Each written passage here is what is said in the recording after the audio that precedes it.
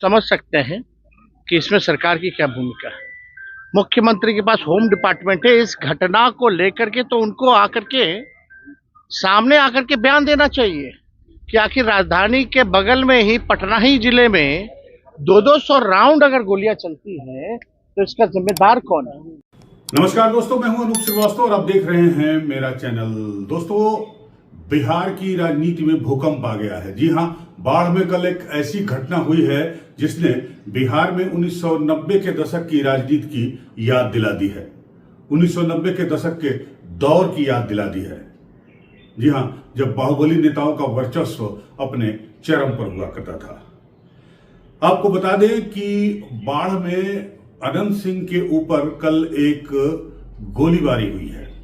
बताया जा रहा है कि गोलीबारी की इस वारदात में तकरीबन 100 राउंड के आसपास गोलियां चली हैं। हालांकि अच्छी बात यह है कि इस गोलीबारी में कहीं भी किसी भी तरफ से कोई जनहानि नहीं हुई है।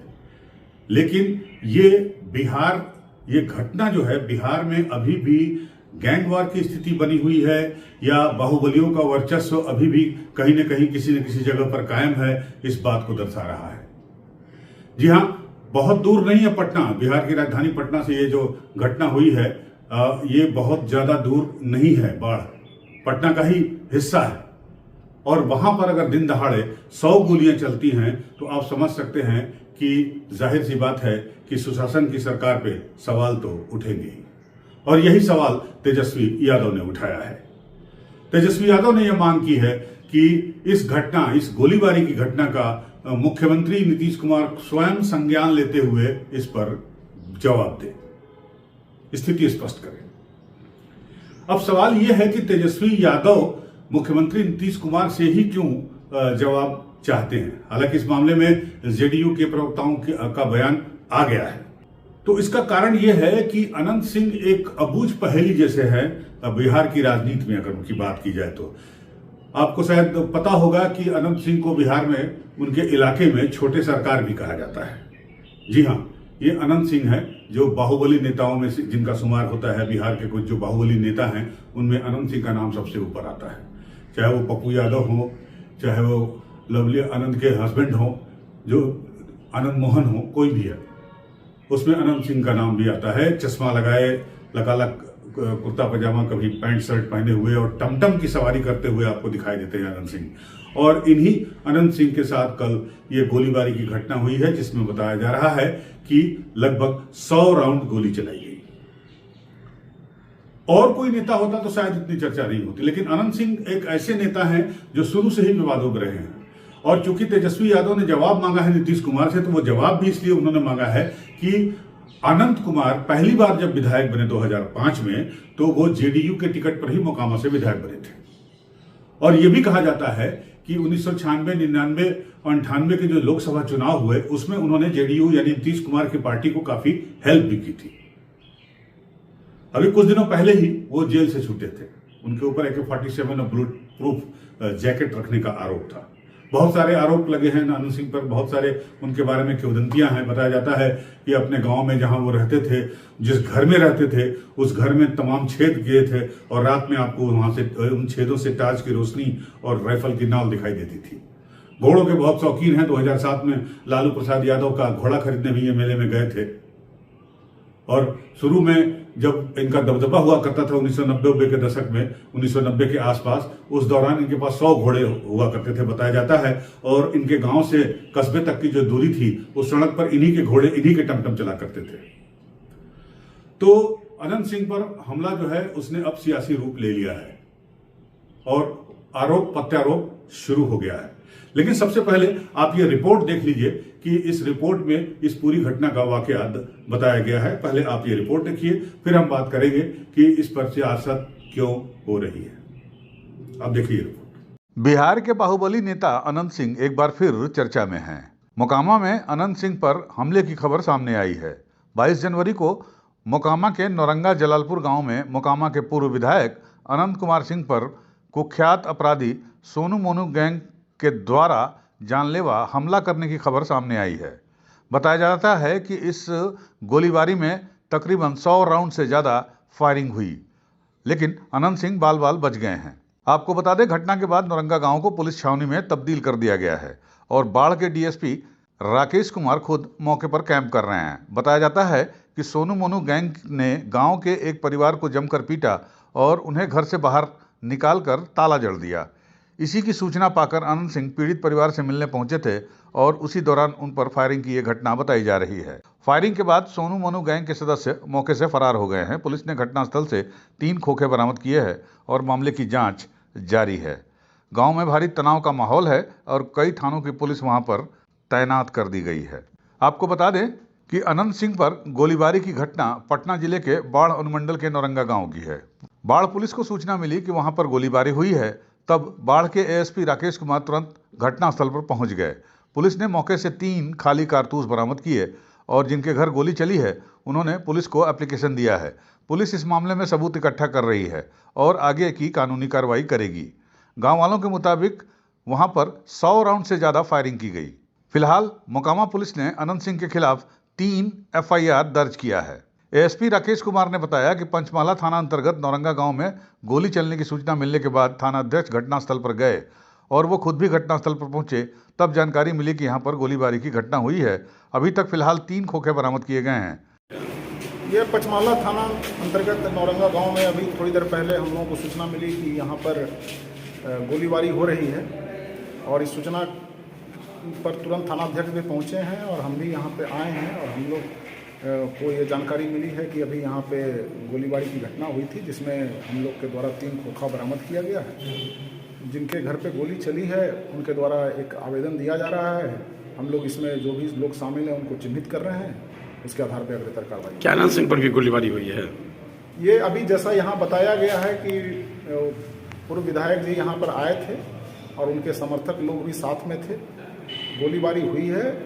इन जो यहाँ नौरंगा के जो लोग हैं इनका कहना है कि विधायक जी के द्वारा और उनके समर्थकों के द्वारा गोली चलवाई गई है। इस संबंध में हम लोग साक्ष्य संग्रह कर रहे हैं, जो भी तथ्य आएगा उसके आधार पर। क्या सोनू मोनू गिरोह ने भी गोली चलाई है? अभी जो है गोली चलाने वाले को हम लोग पहचान कर रहे हैं, उनको चिन्हित कर रहे हैं। जिनकी भी संलिप्तता पाई जाएगी उनके विरुद्ध कार्रवाई होगी। आपको बता दें कि अनंत सिंह 5 महीने पहले ही जेल से रिहा हुए हैं। 14 अगस्त 2024 को पटना हाई कोर्ट ने उन्हें AK-47 और बुलेट प्रूफ जैकेट के मामले में बरी कर दिया था। इसके बाद 16 अगस्त को वो जेल से बाहर आए थे। उधर अपने ऊपर हुए फायरिंग को लेकर पूर्व विधायक अनंत सिंह का कहना है कि सुबह सुबह कुछ लोग आए थे और उन्होंने कहा कि उनके घर पर सोनू मोनू के लोगों ने ताला लगा दिया है। इसी की जांच करने हम नौरंगा गांव पहुंचे थे कि ताला क्यों लगाया है। मौके पर पहुंचकर हमने 2 आदमियों को सोनू मोनू के घर भेजा तो उधर से फायरिंग हो गई। उधर से फायरिंग होने के बाद मेरे लोगों ने भी फायरिंग की। यहाँ पर 10-15 को लोग आए एकदम बिजनेस 6 बजे। तो लोग के हम बोले कि लोग काहे के लिए आए हैं, तब बोले कि हमारा घर में ताला लगा दिलक है, हमरा के भगा दिलक घर से, इतना रुपया मांगे। हम रुपया कहाँ से लेंगे? हम कही ठीक है, हमें थाना तो चल जो, डीएसपी साहब से जाकर मिल ले। गया थाना मिलने के लिए तो मिला नहीं मिला, जो न्यूज को मोबाइल नंबर हम लिए नहीं, हमको नहीं पता लगा। तो गांव में हम लगाए फोन, तो कहा कि जैसे कुंजी ताला है, 4 घंटा के बाद हम लगाए कि जैसे ताला कुंजी है और उसी ताला कुंजी लगल है, कोई परिवर्तन यहाँ नहीं हुआ है। हम भी चलो कुल के ताला कुंजी खोल देंगे, अपना अपना घर में रहेगा। तो हम चल गए, जाकर ताला कुंजी खोल दिए। तो मन में हुआ कि सोनू मोनू को कह दे चल के कि ऐसा गलती काहे करता है। क्या हुआ वहां पर? तो हम 2 आदमी कहे कि देखो सोनू मोनू है घर में, देखने के लिए गया। वो न सब भागे लगा, गोली उसको गर्दन में लग गया, कंधा में।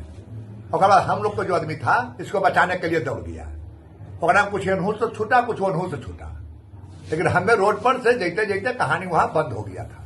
फिर हम लोग के गाड़ी में बैठ के मतलब डायरेक्ट हमला कर दिया गया। हाँ, तो आपने क्या कहने के लिए ना कि आपको विधायक जी बुलाने के लिए आए हैं, चलिए जी मिलकर बताइए काहे से करते हैं, बस गोली चला दिया। आपको बता दें, फिलहाल अनंत सिंह की तरफ से पुलिस को अभी कोई भी शिकायत नहीं दी गई है। पुलिस मामले की जांच कर रही है। यूपी न्यूज़ 9 के लिए पटना से राजीव श्रीवास्तव की रिपोर्ट। देखा आपने ये रिपोर्ट, पुलिस अपनी जांच में लग गई है, जुट गई है, सबूत इकट्ठे किए जा रहे हैं। लेकिन सबसे दिलचस्प बात यह है कि इस मामले में अभी तक जिन सोनू मोनू पर गोली चलाने की बात कही जा रही है, उन पर कोई मुकदमा नहीं दर्ज हुआ है, कोई एफआईआर नहीं हुई है फिलहाल अभी तक। लेकिन अनंत सिंह के खिलाफ जो है 3 एफआईआर दर्ज किया जा चुका है, जिसमें से 1 एफआईआर पुलिस ने खुद दर्ज की है। हालांकि जो अभी वीडियो रिकॉर्ड होते समय तक अनंत सिंह की तरफ से कोई लिखित प्रत्यावेदन जो है वो नहीं दिया गया पुलिस को, उनकी तरफ से कोई एफआईआर दर्ज नहीं कराई गई है, शिकायत दर्ज नहीं कराई गई है। लेकिन अनंत सिंह तमाम टीवी चैनलों को इंटरव्यू जरूर दे रहे हैं और इंटरव्यू में वो कह रहे हैं कि वो एक मामले को सुलझाने उस गांव में गए थे और उस दौरान उनके आदमियों के ऊपर जो है गोलियां चलाई गई। लेकिन इस बात का खुलासा अभी तक नहीं हुआ है कि आखिर गोलीबारी शुरू किसने की। अब किसी ने भी शुरू की हो, चाहे अनंत सिंह के समर्थकों ने शुरू की हो या गांव सोनू मोनू के समर्थकों ने शुरू की हो या सोनू मोनू ने चलाई हो, लेकिन गोली तो गोली है, गोली चली है। 100 राउंड के आसपास गोली चली है और पटना से बिल्कुल सटे इलाके में यह गोली चली है, जिसने नीतीश की सुशासन की सरकार पर सवाल खड़े कर दिए हैं या लोग सवाल खड़े कर रहे हैं। हालांकि नीतीश कुमार की पार्टी के लोग और बीजेपी के लोगों का कहना है कि बिहार में सुशासन की सरकार है और क्राइम से कोई कंप्रोमाइज नीतीश कुमार ने कभी किया है और न ही करेंगे। घटना की जांच जारी है और जो भी दोषी होंगे उनके खिलाफ सख्त कार्रवाई की जाएगी। लेकिन इस घटना ने कानून व्यवस्था पे सवाल तो जरूर खड़े कर दिए हैं। आप सुन लीजिए कि जेडीयू और बीजेपी के प्रवक्ता क्या कह रहे हैं। पटना के ठीक करीब आप देखिएगा 100-200 राउंड जो है गोलियां चलाई जा रही है और जो अपराधी हैं खुलेआम जो इंटरव्यू भी दे रहे हैं, चाहे जो भी पक्ष हो, लगातार खुलेआम इंटरव्यू भी दे रहे हैं और नेता भी दे रहे हैं, जो करना है कर लो। तो आप समझ सकते हैं बिहार में लॉ एंड ऑर्डर की स्थिति क्या हो चुकी है।